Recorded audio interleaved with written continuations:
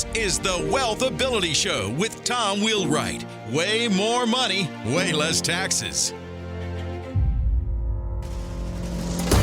Welcome to the Wealth Ability Show, where we're always discovering how to make way more money and pay way less taxes. Hi, this is Tom Wheelwright, your host, founder, and CEO of Wealth Ability.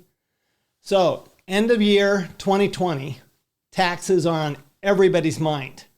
What can you do between now and the end of 2020 to reduce your taxes and maximize your tax benefits? That's the question on everybody's mind. We've got presumably a new President-elect Biden, presumably.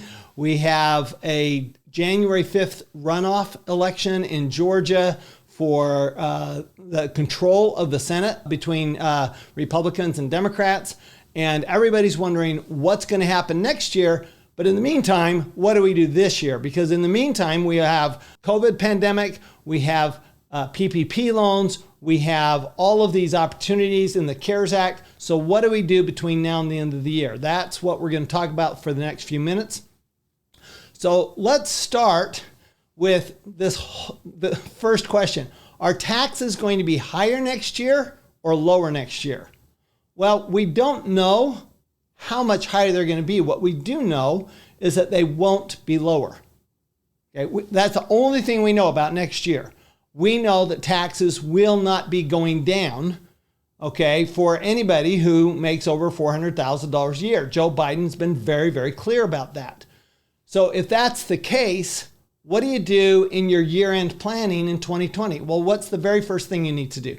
You need to know where you stand. So please sit down with your CPA, sit down with your tax advisor, and do a computation of what your projected income and tax liability is for 2020.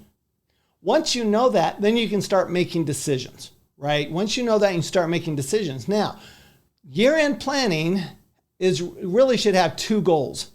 The first is, what can we do for the current year, 2020? But the second is, what do we have to do in 2020 to be ready for 2021? Okay, so let's start with 2020.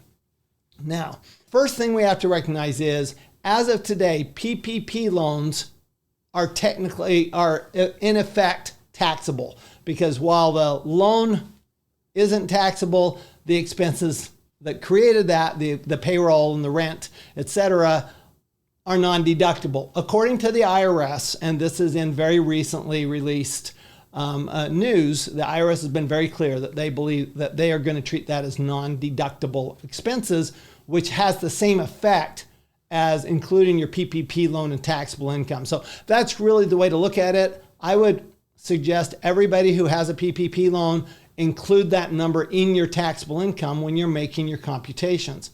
Second of all, realizing that taxes aren't going down next year, you may actually want to add income to this year. So if there's income that you might receive next year, you might consider receiving it this year. You might be in a lower tax bracket this year. Let's consider that, let's say that you're in a 30% tax bracket this year, and next year, your tax bracket could easily be 40%. Okay, well, that means that if you, on $100,000, that's $30,000 of tax versus $40,000 of tax. And the first question you have to answer is, am I willing to pay an extra $10,000 on that $100,000 of income by postponing that to next year? Because typically what most CPAs do is their idea of year-end tax planning is, let's just postpone money to next year. Well, I'm telling you right now, that could be exactly the wrong answer. You may, in fact, want to accelerate income into 2020. Remember, we have all sorts of tax benefits in 2020. Okay, you may have had challenges in your business in 2020. You may have had challenges with your investments. Your real estate may not have produced the income you thought it was going to do. And so you thought you were going to have positive taxable income from your real estate, and you have a loss from your real estate. Okay, that's why the number one thing you have to do is meet with your CPA, meet with your tax advisor, and get them to do a computation of your estimated tax liability, your estimated income tax this year, but also estimate next year, 2021. Also estimate next year, 2021, because if 2021 is going to be a lot higher, you're probably going to be in a higher tax bracket anyway. So make sure that you're not just following the crowd and just automatically postponing income to next year. That may not be the right answer for you. So make sure you take a look at this year.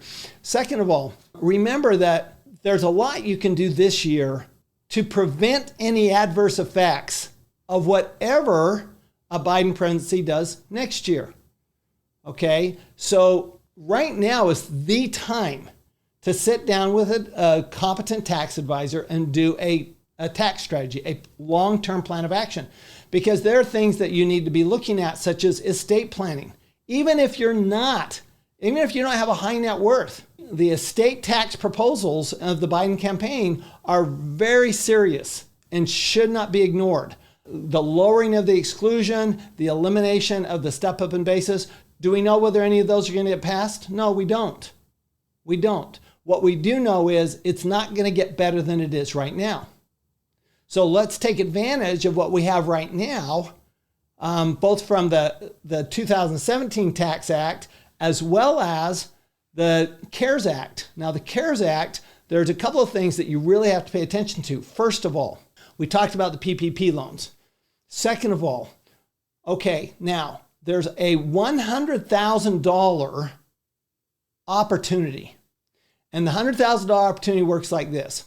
If you have an IRA, a pension plan, a private sharing plan, a 401k plan, you can take a distribution and not be taxable in 2020 on that distribution and not be taxable in 2021 on that distribution, as long as in 3 years you actually give that money back to your IRA or 401k or pension plan. Okay, if you pay it back. So you're not taxable at all. Or you can take a third of it in taxable income this year, a third next year, and a third in 2022. Now, who's eligible for this $100,000 deal? Anybody who had an impact from COVID. Okay, now you have to prove it. You have to show it. And who you have to show it to is your plan administrator. So that's your IRA administrator, your 401k administrator, your profit sharing pension plan administrator. And what you have to show them is, look, either my hours dropped as an employee, or my business hours dropped, or myself or somebody in my family got COVID.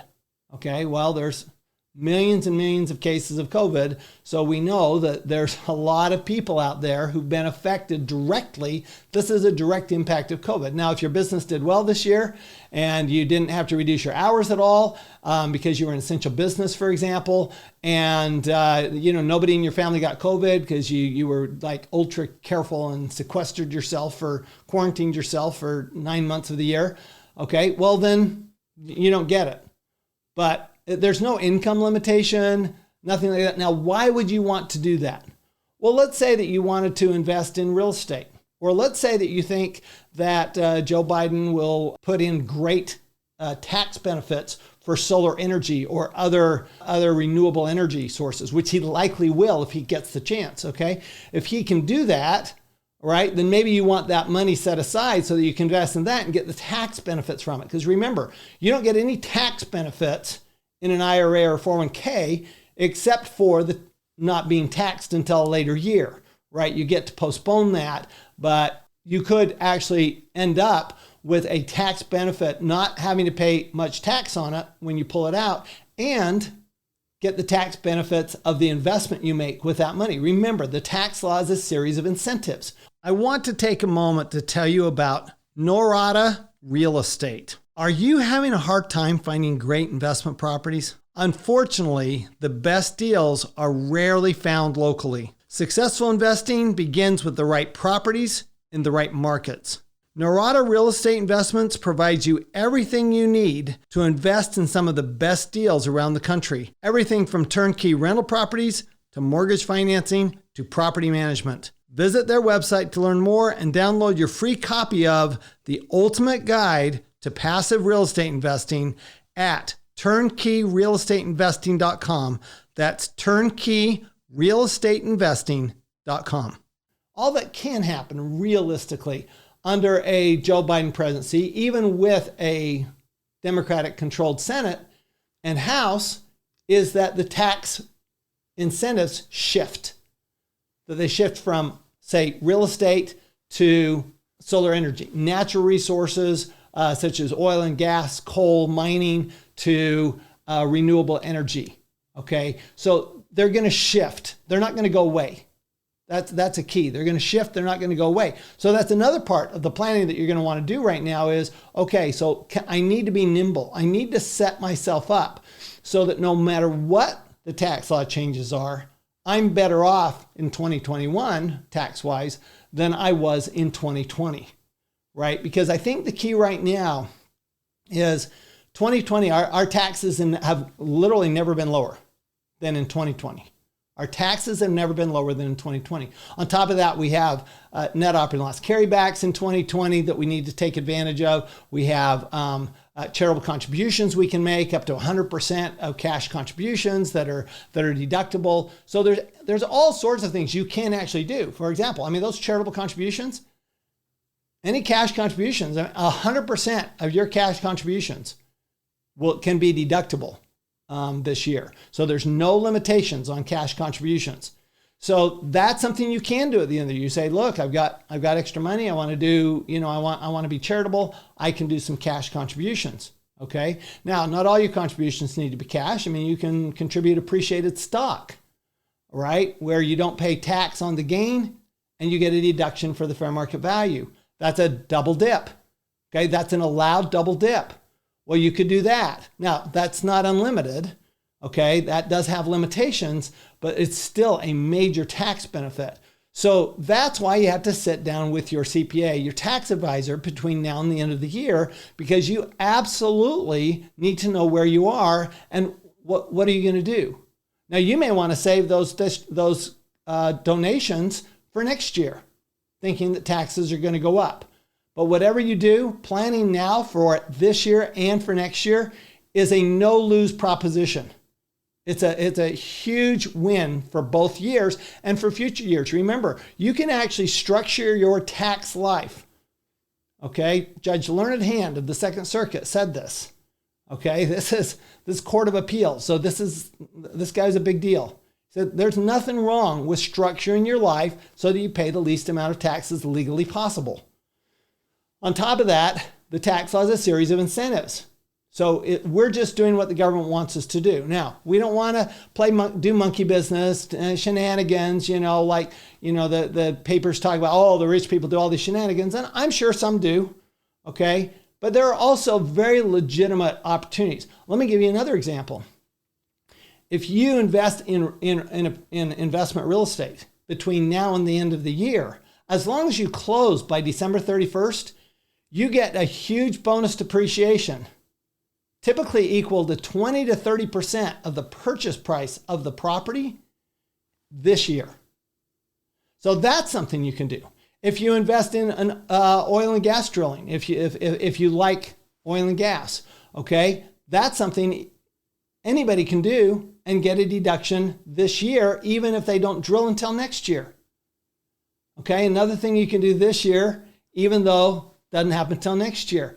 Now, can you do what most tax advisors will tell you and say, postpone your income to another year? Yeah, you can. There are legitimate ways to do that. Can you accelerate expenses into this year? Yeah, there are legitimate ways to do that. The question is, do you want to?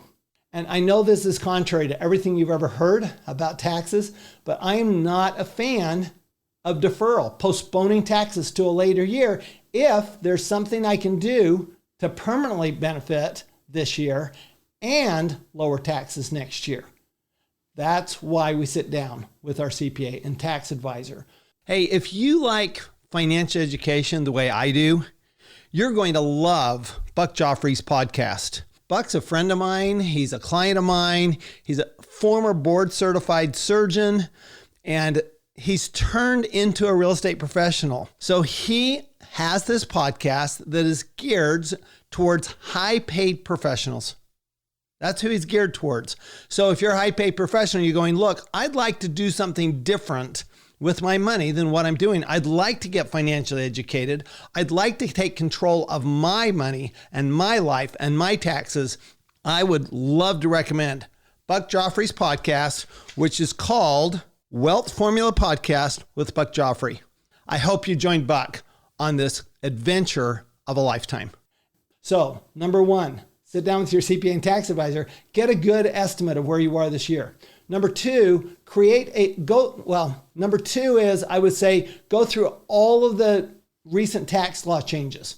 Okay, all of the CARES Act changes. Is there anything you can do based on those changes, based on 2017, to affect this year, such as in new investments you can make before the end of the year, charitable contributions you can make before the end of the year, that these are permanent tax savings, okay? Number three is absolutely take the time to prepare a tax strategy, a plan of action that will last for at least the next 3, 4, 5 years, okay? Something where you can actually reduce your taxes on a daily basis. Remember, all you have to do to change your tax is change your facts. So that's why we sit down with our CPA, our tax advisor, and we figure out what facts do we need to change. But a lot of those we need to do before the end of the year. If you're going to set up different entities such as limited liability companies or corporations or limited partnerships, you need to do that before the end of the year. If you're going to do gifting to your children, you need to do that before the end of the year. Okay? All of this takes time.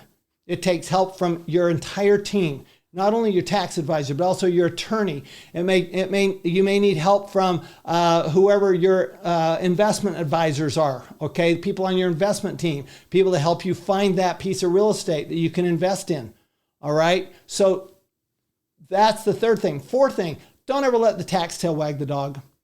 Please, don't ever do anything just for tax purposes. Do it because there's sound business reasons to do it, sound investment reasons to do it, sound principles behind it. Don't do it because don't go out and buy an $80,000 SUV because you want the tax deduction this year. Although that is a nice tax deduction this year if you need a new SUV. And you're a business owner and you have a home office. Okay. But don't do it just for the tax benefit. Okay. Because the tax benefit at most is like 40 or 50%, right? You still have to pay the other 50 or 60% out of your own pocket. So don't do it for tax reasons only. But remember that when you follow what the tax law says, you're likely to make more money.